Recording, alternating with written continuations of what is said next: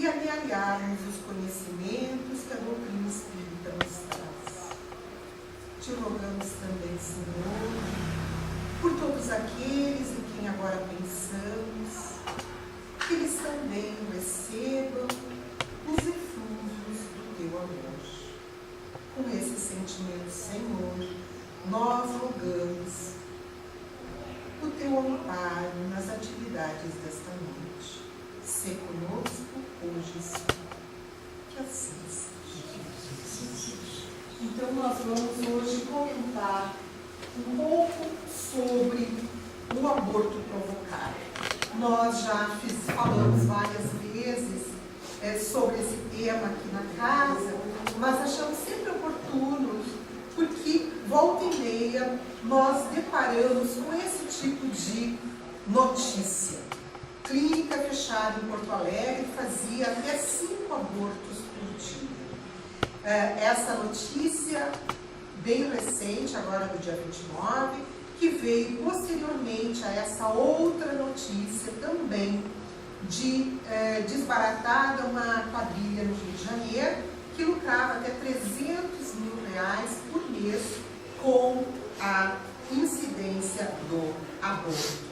E essa notícia, também vinculada pela grande mídia, às vezes nos parece fazer parte de uma tentativa da legalização do aborto no país. Por que isso? Por que nós dizemos isso? Porque nós sabemos que atualmente os dados que se referem ao aborto no mundo está compatível com a maior causa mortes. Porém, como a criança não nascida não é registrada, parece que ela não existiu. E hoje se vê que esta tentativa da legalização, que parte deste regimento interno que foi criado ainda em 2007 pelo partido que está no governo, numa tentativa da legalização. Aqui diz prioridades: promover a atenção obstétrica qualificada e humanizada, inclusive assistência ao abortamento. Nós temos esse livro que contém todo esse material que foi distribuído pelo governo federal, e neste livreto que consta esta página. Então, às vezes, nos parece que essas notícias do desbaratamento das quadrilhas, das clínicas, vêm com uma segunda intenção. É claro que nós temos que sim, que ver onde é que ocorrem esses crimes hediondos, mas também saber que se existem dados que são oficiais do aborto no Brasil, que é uma prática ilegal, ora, então, quem obtém esses dados sabe aonde ocorre isso. Então, nós precisamos, volta e meia, trazer à tona também o que é o aborto ou o abortamento, para que nós tenhamos uma posição formada. Porque, mais dia menos dia, este governo que aí está trará, como é a sua intenção, um plebiscito de legalização do aborto. E nós precisamos estar convictos daquilo que pensamos como cristãos que somos.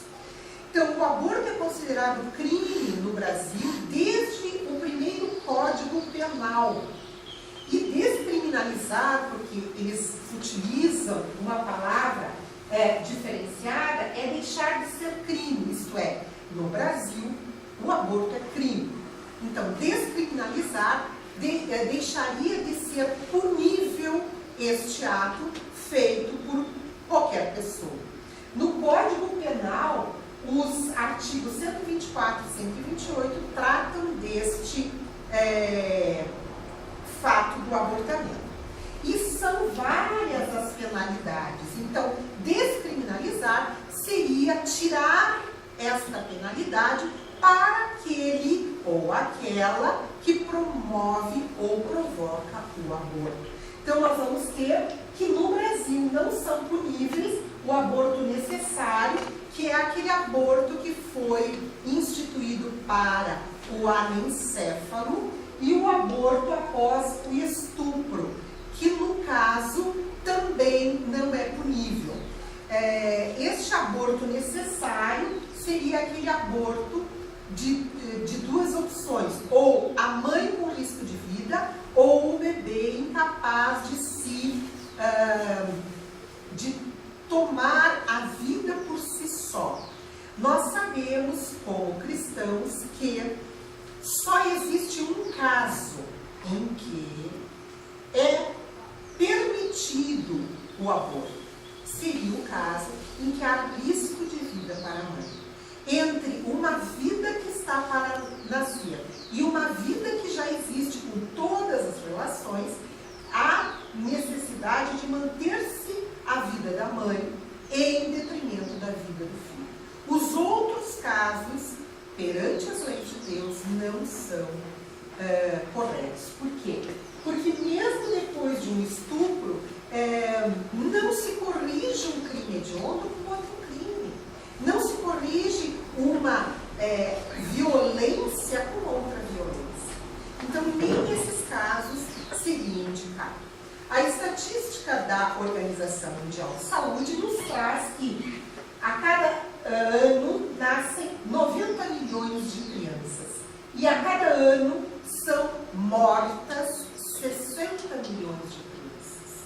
Então, vocês vejam, a que estatística nós já estamos. É uma estatística oficial, embora muitos países, como o nosso, não trazem os dados reais, porque o aborto envolve a punição, envolve a vergonha, envolve a penalidade diante da lei. Então, nós não temos dados corretos. Mas, afinal, o que é o aborto provocado? Então, o abortamento, que nós sempre utilizamos a palavra aborto, é a interrupção intencional da gravidez com a morte de um bebê inviável, isto é, aquele que pesa até 500 gramas e que não consegue sobreviver fora do útero. Esta é por definição, mas nós vimos nesta clínica do Rio que provocava um aborto em crianças de até 7 meses. Já não são mais as 500 gramas e já não é um bebê inviável. Então, essa definição já está sendo superada pela prática eficiente de algumas clínicas que matam as crianças de até 7 meses. Mas nós buscamos entender em países que já legalizaram esta prática para ver como está. Então, como nós tivemos em Portugal há pouco fazendo esta palestra, nós buscamos na lei de Portugal, promulgada em 2007, como está hoje a população depois da promulgação dessa lei. E vejam que em Portugal, eles adotaram essa lei depois de um plebiscito. A população escolheu a prática do aborto como um ato legal. Então vejam aqui, motivos para o aborto legal. 97% é por opção da mulher. Ela resolve fazer o aborto, ela deve fazer. Pela lei de Portugal, as clínicas públicas são capacitadas e orientadas para a prática disso. Depois nós temos grave doença, 2,7%, período de morte ou lesão grave para a saúde física e psíquica da mãe, vejam, 0,1%. Hoje em dia, aquele primeiro e único motivo da morte do bebê por risco da mãe, com o advento das técnicas intraútero, de ressonância, de ecografias, raramente a mãe corre risco de vida. Mas nós vemos, então, por única opção, a grande maioria desses abortos. Nós vamos ver aqui que eles fizeram, esses são todos dados nacionais de maio de 2004. Então, eles fizeram um levantamento que estabeleceram, então, aqui eles tinham os valores provisórios de 2013, com abortos por nascimento, já estava em 0,2 abortos por cada nascimento vivo. E aqui nós temos, então, o número estimado para abril de 2014, 125 mil abortos praticados legalmente em Portugal. Aqui nós temos, então, um outro dado, onde nós vamos ter as repetições, isto é, mães que abortaram uma vez, que abortaram pela segunda vez, que abortaram pela terceira vez. Repetições. Então, nós vamos ver aqui que aumenta o número dessas mulheres que abortam já quase 30% dos abortos legais realizados em Portugal, por opção da mulher, são repetições. Vejam só, se utilizam da prática do aborto simplesmente por uma opção. Só que isso causou um problema. Há um declínio da população em Portugal. A presidente da Sociedade Portuguesa de Demografia, Marta Filomena Mendes, afirma: se mantivermos os mesmos níveis de mortalidade e de fecundidade, ou se as mulheres tiverem ainda menos filhos dos que já têm e continuarem a adiar, poderíamos ter uma situação muito grave em termos do déficit de nascimento face aos adultos, aos óbitos, desculpa. Num curtíssimo espaço de tempo, agravamos imenso nosso saldo natural. Isso significa que temos mais óbitos do que nascimentos. E se os óbitos se vão mantendo com alguma regularidade, o que acontece é que temos cada vez menos nascimentos. Por quê? Porque aí há o impedimento do nascimento daqueles bebês que estão morrendo. Então, vocês vejam aqui. Este gráfico diz o índice sintético de fecundidade. Em 2012, nós tivemos, em Portugal, houve 89 mil nascimentos. E o importante são esses dados. Que no ano de 2012 teve 89 mil nascimentos, mas teve mais mortes do que nascimentos. E vejam, em 2013, dados todos oficiais de lá, eles tiveram 83 mil nascimentos para 106 mil óbitos. E eles realmente estão muito preocupados, porque a população de Portugal é hoje 7 milhões. E eles creem que, se continuar assim, em 2020 cai para, agora está em 10 milhões, e que em 2020 caia para 7 milhões. E nós, diante disso, levantamos essa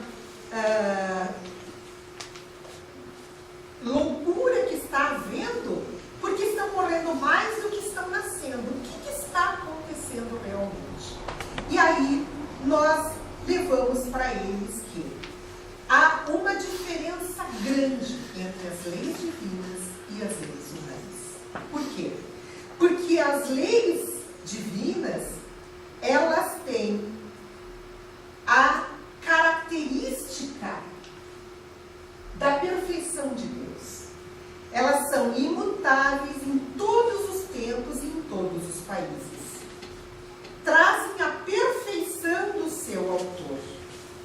Enquanto que as leis humanas, elas são todas leis que procedem de homens. Então, apesar de ser uma legislação, a prática do aborto em Portugal, ela traz a imperfeição, porque elas podem ser modificadas segundo o tempo, segundo o lugar, segundo o desenvolvimento intelectual. Então, nós precisamos fazer esta verificação. que não estariam certas? Ou estão certas as leis humanas? Se estão gerando menos indivíduos de acordo com a sua prática. E daí nós buscamos nestas orientações, desde o Decálogo de Moisés, que estão retratadas ainda no Evangelho, no qual o 5º mandamento é: não matarás. E as leis divinas estão em vigor. O homem modifica suas leis humanas, mas as leis de Deus são imutáveis. E quando nós nos damos conta disso, nós verificamos que a lei continua válida. A lei é de vida e não de morte. A lei é não matarás. Então nós precisamos ter em mente essa situação. Por quê? Porque isto vai nos remeter a uma coisa só: a banalização da vida. Nós vamos nos dar conta que matar ou morrer, ou a lei que mata ou que protege, quando nos diz respeito, nós até nos debruçamos sobre ela. Mas quando não diz, parece que há uma banalização da vida. Parece que se morrerem 60 milhões por ano ou deixarem de viver, tanto faz. Nós precisamos realmente tomarmos uma posição como cristãos. A lei de Deus é aquela promulgada por Cristo. E esta lei é amar a Deus sobre todas as coisas e amar o próximo como a si mesmo. Nós precisamos valorizar a vida. Esta valorização traz como o primeiro de todos os direitos naturais do homem, que é o de viver. Esta questão 880 do Livro dos Espíritos é muito clara. O primeiro direito do homem é o de viver, porque ninguém tem o direito de atentar contra a vida do seu semelhante, nem de fazer o que quer que possa comprometer-lhe a experiência corporal. É porque aqui que nós garantimos a possibilidade de evolução. É na indumentária física. No mundo espiritual, nós nos capacitamos, mas é no mundo físico que nós adquirimos realmente a condição de espíritos mais evoluídos através das nossas ações, através das provas, através das expiações. Então, nós precisamos entender quando começa a vida. Aqui é uma fotografia natural de um óvulo, e aqui são vários espermatozoides para mostrar o tamanho da relação do gameta feminino com o masculino. Mas no início da vida, todos os médicos estudam nos livros científicos que trazem isso. O zigoto é uma célula resultante da fertilização de um óvulo por um espermatozoide, e é o início do ser humano. Se depois da união do óvulo com o espermatozoide derem-se as condições para que ele se desenvolva, nada mais é introduzido. Simplesmente daquela célula inicial nasceremos os indivíduos da sequência natural genética proposta por aquela fusão. Então nós precisamos entender que o zigoto e o embrião inicial são organismos humanos vivos. Embora o zigoto seja uma célula, embora o embrião seja um conjunto de células, já é um ser humano vivo. E já estão fixadas ali todas as bases, isto é, todas as características, a estrutura, a herança genética já estão todas ali, naquela célula inicial. Então, isso nós precisamos ter em mente. E o próprio Kardec já perguntou aos benfeitores: em que momento a alma se une ao corpo? Na questão 344 de O Livro dos Espíritos. E os benfeitores dizem: a união começa na concepção. E concepção aqui pode-se entender fertilização in vitro ou in vivo, ou fecundação mas não se completa senão no momento do nascimento. Desde o momento da concepção, o espírito designado para habitar tal corpo, a ele se liga por um laço fluídico que vai se apertando cada vez mais até que a criança nasça. É assim que nós, espíritos, no mundo espiritual, planejamos, junto com os benfeitores, a nossa reentrada na vida física, através da escolha dos pais, através da escolha dos gametas, que vão nos dar os corpos pertinentes à nossa tarefa evolutiva, ora como homens, ora como mulheres. Por quê? Porque no próprio mundo espiritual, os institutos da reencarnação são preparados. São os grandes trabalhadores que fazem com que a nossa entrada no mundo físico se perpetue. E André Luiz, através das mãos de Chico Xavier, no livro Missionários da Luz, vai trazer no capítulo 13 a reencarnação de Sergismundo, que era um espírito que tinha que vir para o resgate das suas contendas com o seu futuro pai. Então, neste capítulo, os mentores, Alexandre, explica a André Luiz como se dá toda a programação reencarnatória, desde a união dos dois gametas até a fecundação e posterior nascimento do Sigismundo. O direito à vida, então. Temos que lembrar sempre que o embrião é um sujeito de direito. E pelo Código Civil, todo sujeito de direito é uma pessoa, é um indivíduo, é alguém. E pelo Código Penal, matar alguém é crime. Então, esta frase que eu sempre coloco como direito à vida é de um ilustre jurista brasileiro, o Dr. Fernando Magalhães. Ele diz que nós não precisaríamos discutir o aborto, porque o aborto é matar. E matar pelo nosso Código Penal é um crime. Então, independente se ele esteja matando uma criança com 500 gramas, com 1 quilo, com 200 gramas, não importa. O embrião é um indivíduo de direito, guardado pela nossa Constituição. Desde a concepção até o nascimento é guardado a proteção desse indivíduo de direito. Então, aí nós temos também a proteção dos anencéfalos. E aqui nós trouxemos a definição de anencéfalo, porque ela parece de uma criança sem cérebro. Mas, na realidade, essa palavra não condiz com o que seja um anencéfalo.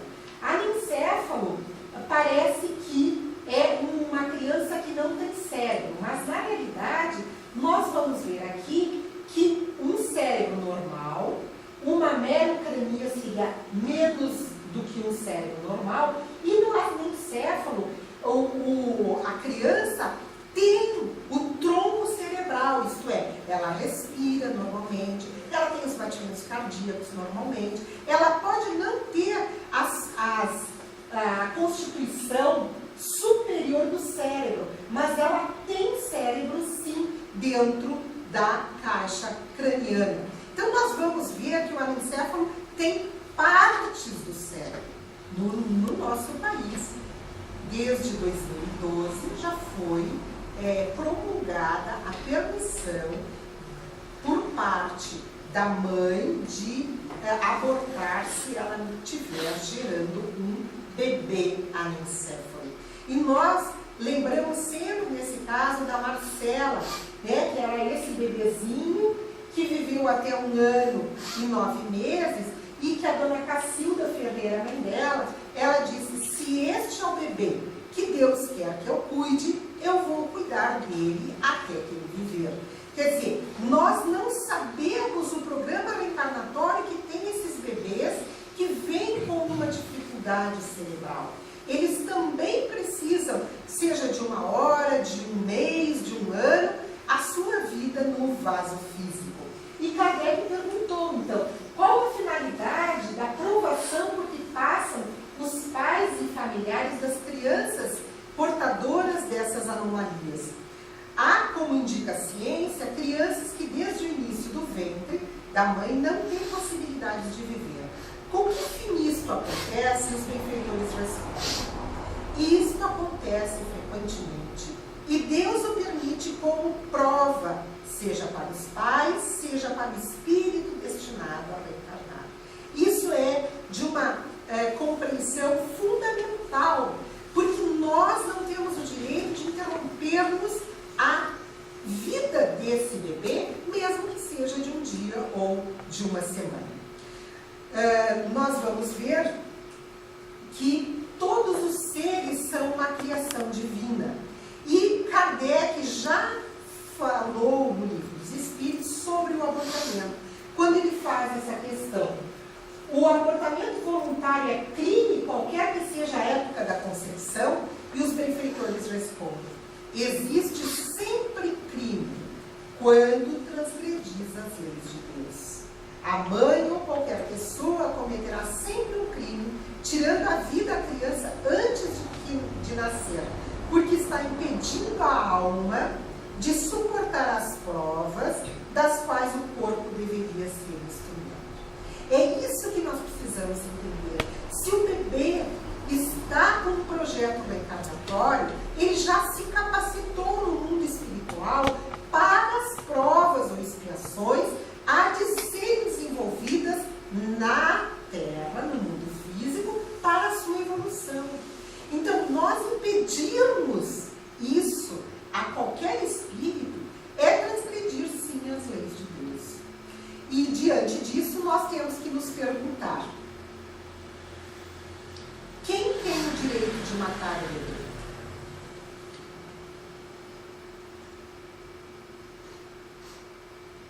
O médico, a mãe, o pai, o Estado? Do ponto de vista ético, quem deve decidir se um ser humano vive ou morre? É isso que nós precisamos tomar posições.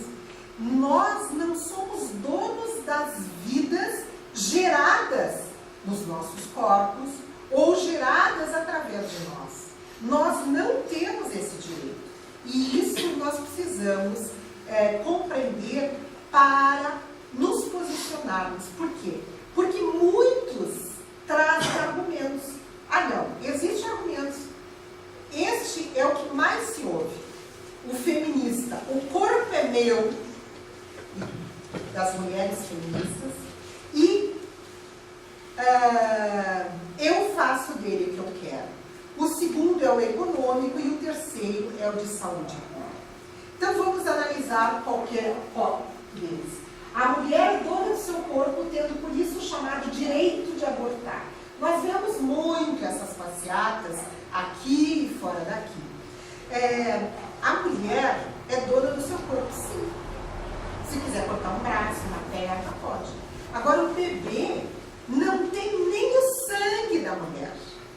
Muitos trazem até sangues completamente opostos que produzem anticorpos da mulher contra o bebê. Não existe hemácias da mãe circulando pelo corpo do filho. O genoma do bebê é completamente diferente do da mãe. Ele tem os genes da mãe e tem os genes do pai, mas ele forma um gene único. Ele é um ser único. Então, este argumento não existe. A mulher é dona do corpo dela, não do corpo do bebê que está sendo reproduzido nela. O segundo é o econômico. O aborto é uma medida de combate à pobreza e exclusão social. E também um último método contraceptivo para as famílias carentes. Parece que para acabar com a pobreza nós tínhamos que matar os pobres. É isso que eles estão dizendo. Por quê? Porque o aborto não é um método contraceptivo. É um método de morte, é um método abortivo. Então, nós temos que fazer a prevenção.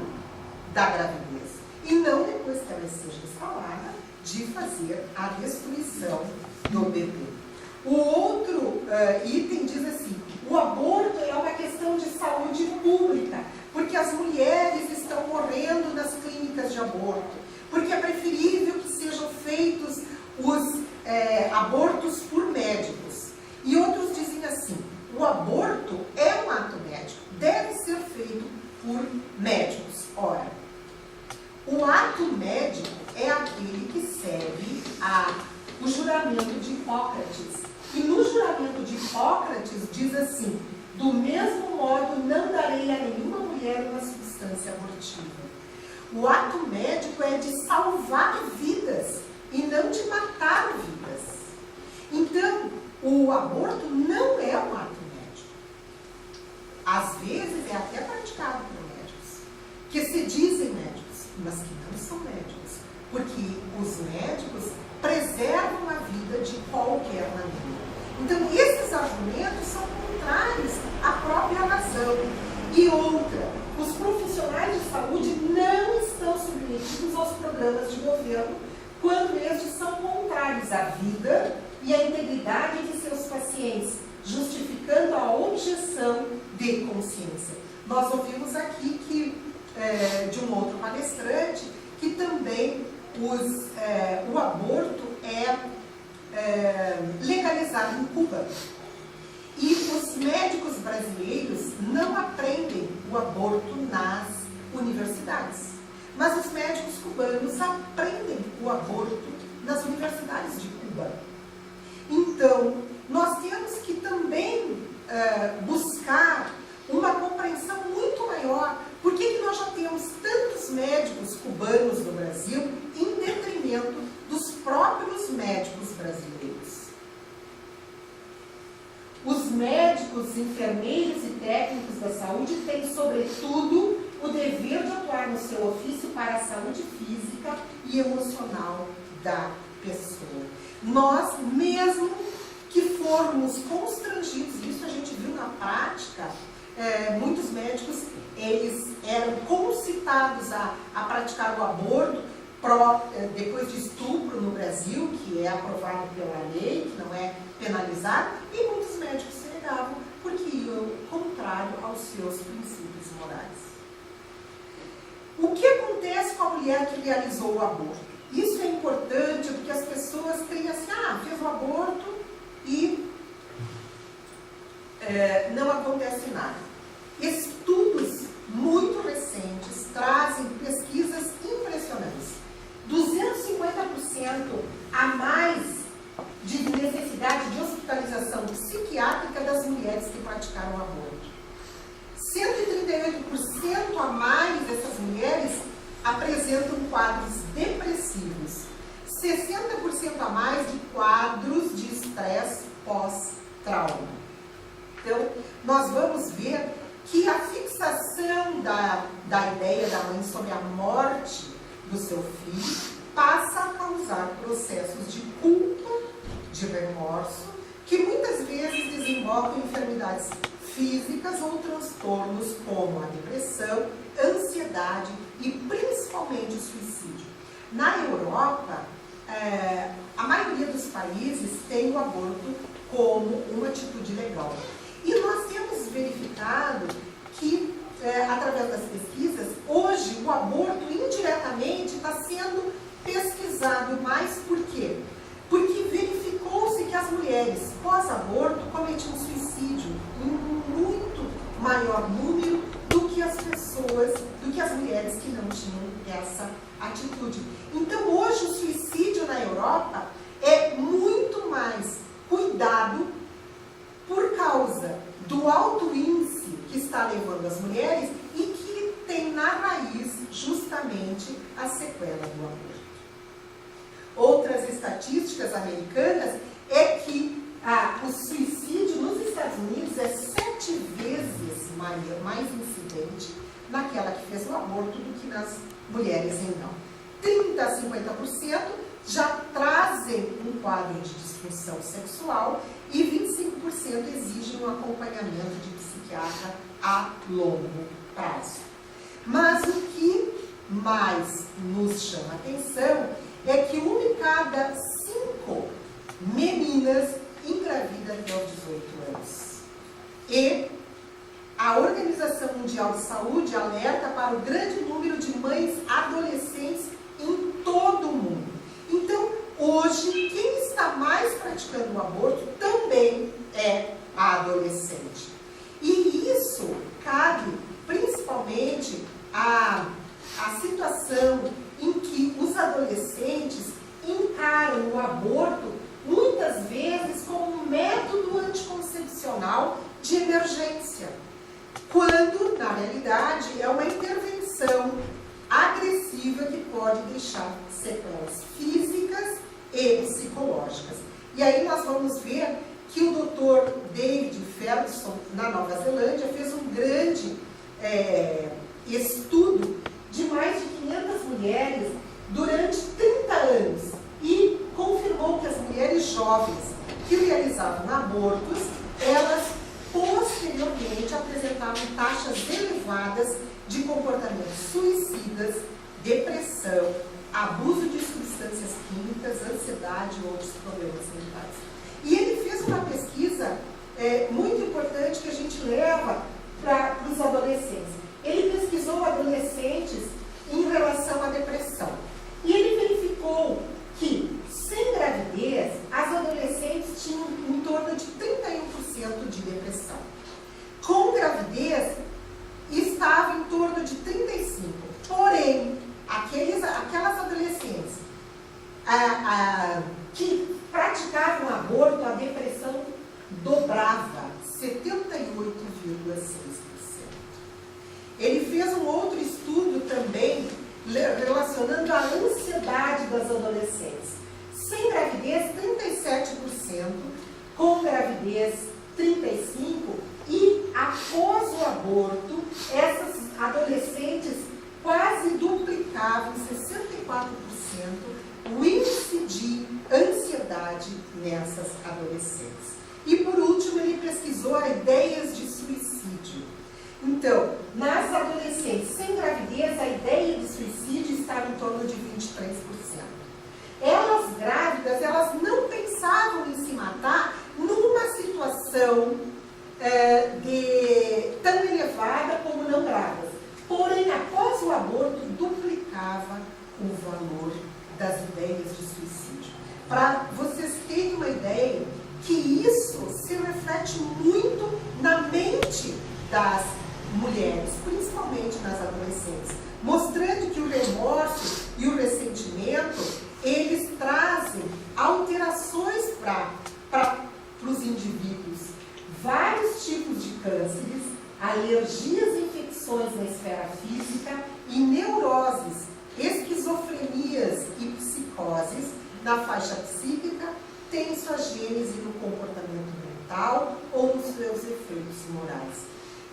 Isso está no livro Seara do Bem, da Joana, que é trazido pelo Divaldo, mostrando que aquelas ideias do remorso que são alimentadas pela morte do bebê trazem sequelas e desenvolvimento de até câncer para os indivíduos.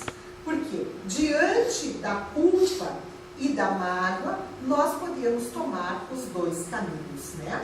Ou o remorso, o ressentimento sendo alimentado, a paralisia, as enfermidades, ou o arrependimento, a reparação, a ação positiva, saúde mental e espiritual. O que quer dizer isso? Quer dizer que se eu, por acaso, já cometi o aborto, eu devo trabalhar de agora em diante para reparar o meu erro e não me paralisar diante da culpa. Se eu pratiquei, se eu estimulei, ou se eu tresloucadamente não agi dentro das leis de Deus, eu não posso começar lá atrás. Mas de hoje em diante eu posso fazer. Eu posso me dedicar às crianças, eu posso fazer adoção, eu posso trabalhar na seara do bem junto às crianças e reparar aqui e agora o mal que eu já pratiquei. Por quê? Porque todos nós temos um papel como educadores. E este papel é o de esclarecimento. Todos nós somos multiplicadores destas posições que devemos ter diante da vida do nosso semelhante. Nós temos que saber por que dizer não ao aborto. Aqui eu elenquei algumas das posições que nós podemos ter. Dizer não ao aborto devemos, porque a ciência comprova que a vida humana inicia numa única célula, ovo ou zigoto. Porque nem a mãe, nem o pai, nem o médico, nem o juiz, ninguém é dono da vida do feto. Somente ele mesmo. Porque o aborto é uma morte violenta.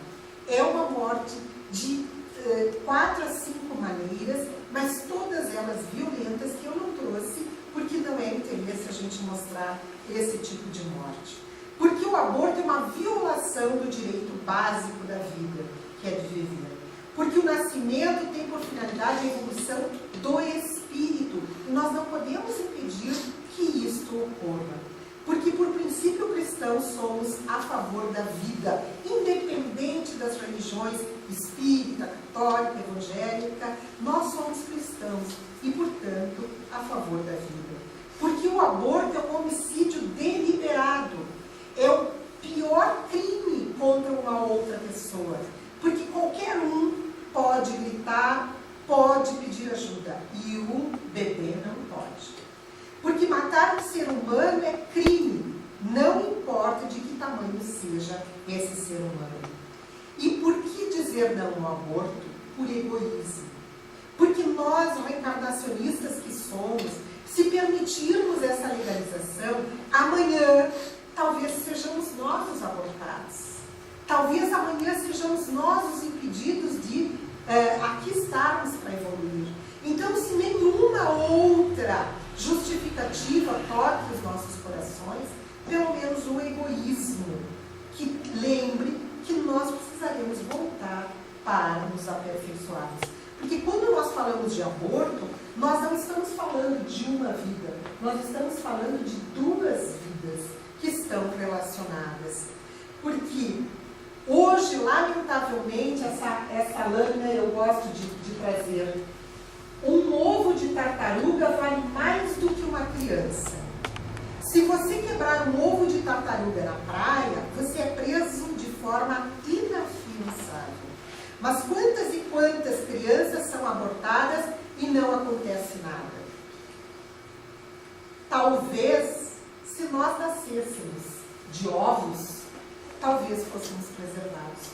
Mas nós evoluímos a tal ponto que nós temos no aconchego do útero das nossas mães o local destinado para nós nos desenvolvermmos todas as nossas capacitações para repararmos o que fizéramos de errado nas anteriores e acertarmos com as provas que temos nesta vida.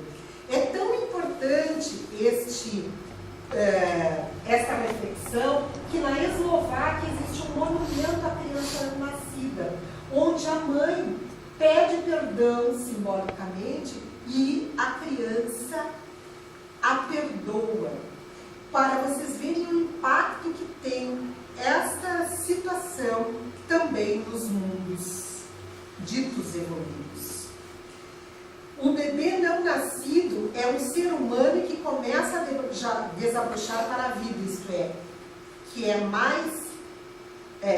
o que de mais inocente e absoluto se possa imaginar.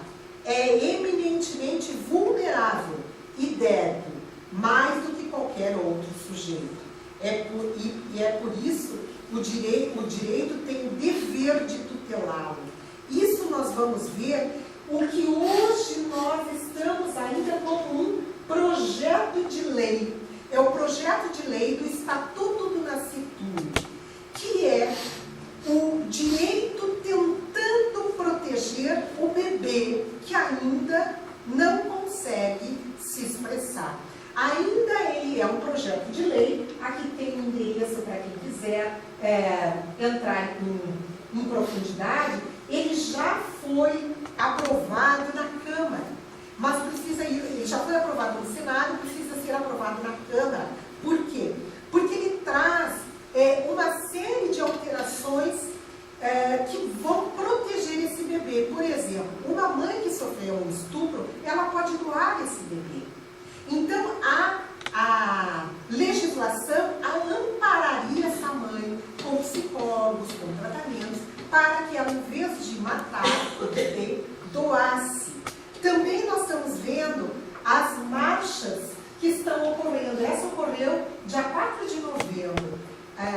em Brasília, na tentativa desse movimento nacional de cidadania. Por quê? Porque no final de outubro saíram as manchetes da Clínica do Rio, da Clínica de Porto Alegre. Então, este movimento nacional da vida, é o movimento da cidadania Brasil Sem Aborto, que existe em várias capitais do Brasil, se reuniu e fez uma passeata em Brasília. Aqui nós vamos ver também da Associação Médico Espírita, nós tivemos a participação, são diversas entidades, diversas ONGs que batalham pela vida. Por quê? Porque, como diz a Madre Teresa, a pior calamidade para a humanidade não é a guerra ou o terremoto, é viver sem Deus. Quando Deus não existe, se admite tudo. Se a lei permite o aborto e a eutanásia, não nos surpreende que se promova a guerra. Nós precisamos fazer essa reflexão.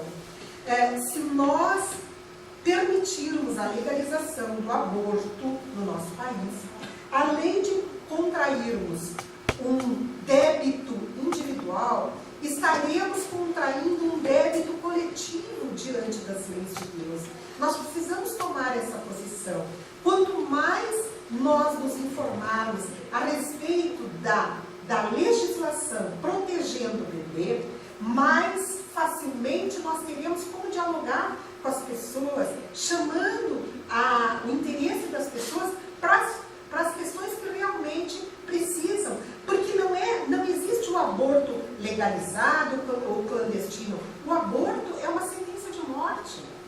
O que importa é o ato em si. Não é se ele é legal ou se ele é ilegal. O que importa é que é o impedimento de uma criança a responder diante da oportunidade que Deus lhe concede sobre os seus atos de vidas pretéritas. Então nós sempre buscamos no amparo de Jesus, que Jesus sempre nos ajude na proteção do milagre da vida. Porque nós precisamos reencarnar para evoluir. E se nós começarmos a abortar os anencéfalos, depois abortamos os que têm síndromes, depois abortamos os que são malformados, nós vamos impedindo a população espiritual de se tornar uma população reencarnada. É este o chamamento que nós fazemos, que todos possam levar consigo suas convicções e entender que depende de nós a defesa da vida. Obrigada a todos e espero que fique no coração de vocês essa luta pela vida. Vamos orar?